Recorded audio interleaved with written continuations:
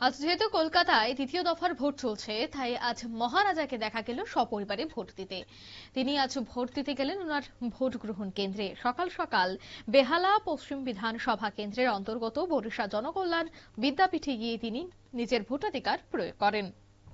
এই ভোটদানকে কেন্দ্র করে এলাকায় ব্যাপক উৎসাহ লক্ষ্য করা যায়। ভোট দিয়ে বেরিয়ে সংবাদ মাধ্যমের মুখোমুখি হয়ে সৌরভ সকলকে নির্ভয়ে এবং শান্তিপূর্ণভাবে ভোট উৎসবে সামিল হওয়ার আহ্বান জানান। তিনি বলেন, গণতন্ত্রের এই উৎসবে প্রত্যেকের অংশগ্রহণ করা উচিত, যাতে একটি সুস্থ এবং শান্তিপূর্ণ নির্বাচন সম্পন্ন করা যায়। কি বলছেন সৌরভ গঙ্গোপাধ্যায়, শোনাবো।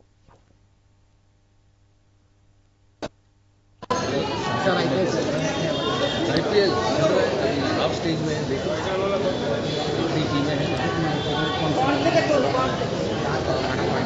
फेवरेट कौन है, बट आगे 2-3 टीमें हैं। पंजाब अच्छी खेलती है, राजस्थान, सीबीएस 7-8 मैच हुए, सबके सब आधा टूर्नामेंट।